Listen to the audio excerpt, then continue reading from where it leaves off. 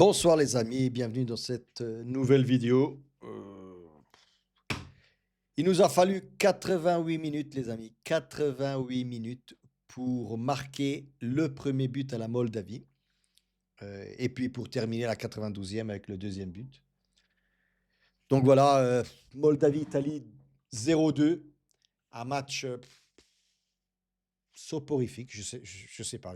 Franchement, les amis, pour ceux qui étaient avec moi en live, entre la 60e et la 70e minute, j'étais prêt à m'endormir. Franchement, je bâillais parce qu'il y avait rien à raconter. D'ailleurs, même maintenant, il y a les 10-15 premières minutes et les 10-15 dernières minutes à cause des remplacements. Voilà. Mais bon, lâchez un like, abonnez-vous et commentez, les amis, surtout commentez ce match hein, pour ceux qui l'ont vu. Euh, je l'ai dit en live, les 11 titulaires ne m'ont pas plu. Enfin, quand j'ai vu la compo de départ, j'ai dit oh, cette compo, elle ne me plaît pas du tout. Alors, je comprends peut-être Gattuso avec ce 11 de départ, surtout en attaque, hein, là devant avec Raspadori, Scamacca. Il disait que c'était un 4-3-3, mais pour moi, c'est un 4-2-4 déguisé. Pardon, avec quatre attaquants, Tonali et Cristante au milieu. Euh, on le voyait très bien que ça ne marchait pas. Il y avait l'attaque, il y avait la défense, et le milieu ne faisait pas le lien entre les deux. Tonal est très mal la première mi-temps. Il ne m'a pas plu. Il ratait beaucoup de balles faciles, de passages à 3 mètres. Non, Tonal ne m'a vraiment pas plu ce soir. Je vous le dis tout de suite, hein, je sauve les deux latéraux, que ce soit Cambiaso d'un côté et Bellanova de l'autre côté. Sinon, pour le reste, très peu de choses. Raspadori, je ne comprends toujours pas pourquoi Gattuso continue avec Raspadori. Qu'est-ce qu'il a voulu tester ce soir? Parce que pour moi, ce soir, il a testé quelque chose. Il a voulu essayer une formation des joueurs parce que forcément, vous savez, la Norvège avait gagné 4-1 auparavant. Donc, on connaissait déjà le résultat de la Norvège. Donc, on ne peut plus qu'être deuxième dans ce groupe-là. Peu importe qu'on gagne, qu'on perde, qu'on fasse quoi que ce soit, on restera de toute façon deuxième. Je pense que ça a aussi pesé dans la tête des joueurs. On sentait aussi que les joueurs, c'est pas qu'ils n'avaient pas envie, mais le ballon ne voyageait pas assez vite en première mi-temps. C'était vraiment trop lent. Même si on a eu quelques occasions de but, euh, mais ce soir, mal. Scamacca, il n'a touché quasiment aucun ballon. Mal Raspadori. Euh, Orsolini, un poil mieux. Au milieu de terrain, je vous l'ai dit, Tonali ne m'a pas plu du tout, surtout en première mi-temps. La deuxième mi-temps, ça a été un poil mieux un peu plus concentré, on va dire ça. Mais sinon, voilà, rien de plus. Rien de plus. C'est clair que la Moldavie, ça m'a aussi donné cette impression-là, et on l'a souvent vu qu'il y avait 22 joueurs dans 20 mètres de terrain quasiment. On a passé 85 minutes dans la moitié de la Moldavie, hein, quasiment. Vicario n'a touché aucun ballon. Hein, le gardien, il n'a touché aucun ballon chez nous. Donc la Moldavie n'a jamais été dangereuse.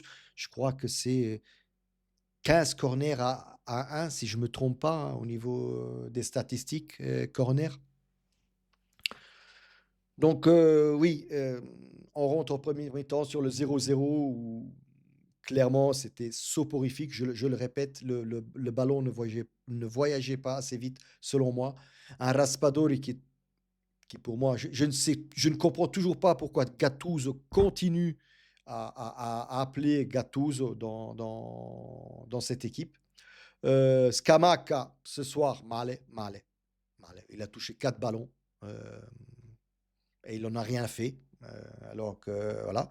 Euh, Sinon, oui, Raspadori, on l'a dit, donc pareil, il a raté. Les 10 premières minutes, j'arrêtais pas de m'énerver parce que Raspadori n'arrêtait pas de perdre des ballons. Soit. On rentre en deuxième mi-temps avec le même rythme, mais avec moins d'erreurs individuelles, moins d'erreurs au niveau des- quand on faisait la passe. Les ballons étaient un peu plus appuyés. On faisait tourner le ballon un peu plus vite entre le côté droit et le côté gauche. Et puis voilà, clairement, à la 70e minute, voilà, Gattuso a senti qu'il fallait changer quelque chose.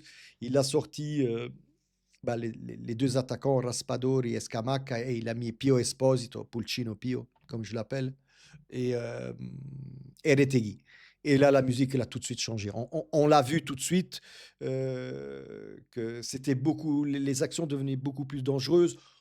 On faisait sur les centres que faisait Cambias ou Bellanova de l'autre côté, il y avait Pio Esposito. D'ailleurs, le but de Pio Esposito, le 2-0, arrive sur un centre de Bellanova, si je ne me trompe pas, et Pio le met dedans. Premier but, c'était sur le centre de Cambias de l'autre côté, et c'est Mancini, ce coup-ci, qui la met dedans. Ben, je dis Mancini, c'est notre défenseur, parce que Mancini, Bellanova, Buongiorno, Cambiaso, ils étaient tous à l'attaque. Je veux dire, euh, la Moldavie ne sortait jamais de leurs 11 mètres. Euh, je pense que la Moldavie n'avait surtout pas envie de reprendre encore 4, 5, enfin une goléade à 4, 5, 6 buts. Et c'est très, très, très bien défendu, très, très bien protégé. D'ailleurs, le MVP de la Moldavie, devinez un peu qui c'est, comme tout. Ben, le gardien de la Moldavie. C'est le MVP du match côté moldave. Donc voilà, je pense la Moldavie est descendue sur le terrain en se disant ce soir, il faut pas une goléade. Je pense que le 11-1, c'est ça, le 11-1 que la Moldavie a subi face à la Norvège, ça les a un peu traumatisés. On va dire ça comme ça. Et ils avaient surtout, surtout pas envie de se reprendre quelque chose de ce genre-là. Donc, ils se sont défendus quasiment 90 minutes. Hein. Comme je l'ai dit, Vicario n'a pas touché un seul ballon. Il n'y a pas eu un seul tir cadré, ni cadré, ni un tir tout court, hein, tout simplement. Mais voilà, le but, on a eu des difficultés à mettre ce ballon dedans, et puis on le trouve à la 88e minute où la Moldavie s'est défendue, mais voilà, à la fin, eux aussi, ils étaient fatigués. Nous, on poussait, poussait, poussait, et le but est arrivé. Donc, cross côté gauche, Cambiaso, Mancini la reprend de tête et la met dedans. Et le deuxième but, cross, centre de Bellanova sur Pio Esposito qui saute. C'est un joueur qui me plaît, hein, Pio Esposito. Il joue à l'Inter, mais voilà, c'est un joueur qui me plaît de plus en plus.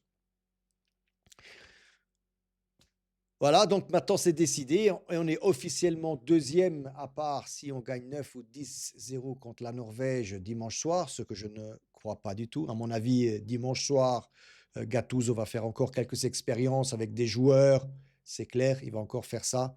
Et essayer de ne pas perdre le match, bien sûr. Bien que contre la Norvège en Italie, ça va être de toute façon un autre match. La Norvège ne sera pas fermée derrière comme la Moldavie à 11 en défense. Donc, il y aura des espaces qui vont se créer. Donc, de toute façon, ça sera un autre match contre la Norvège dimanche prochain. Maintenant, on attend notre destin, les amis. On attend notre destin des tirages au sort pour les playoffs au mois de mars. Voilà. Et le mois de mars, c'est dans 3 mois. C'est dans 3 mois, 90 jours. Donc, il faudra que Gattuso trouve la solution pour battre les futurs adversaires qui risque d'être très compliqué. L'Albanie, l'Irlande, l'Ukraine, la Hongrie ou le Portugal, parce que le Portugal ce soir a perdu 2-0, j'ai vu, contre l'Irlande, la Hongrie. Enfin, il y a pas mal, peut y avoir pas mal, la Turquie aussi, il peut y avoir pas mal de deuxièmes qualifiés qui vont au playoff qui seront compliqués à jouer. On va dire ça comme ça. Que dire de plus 3 points inutiles, voilà, tout simplement, qui nous servent vraiment à rien. Et voilà, surtout en connaissant le résultat du match de la Norvège face à l'Estonie. La Norvège a gagné 4-1 encore face à l'Estonie. Donc, si je ne me trompe pas, la Norvège monte à plus 29, nous on est à plus 12, donc ça fait 17 points, pas 17 points, 17 buts d'écart. En gros, à 9-0 dimanche en Italie, 9-0 face à la Norvège, on passe premier. On passe premier. Voilà. Je vais quitter, voilà, je vais fermer la vidéo sur ce brin d'humour et on se revoit dimanche soir les amis. Ciao à tutti.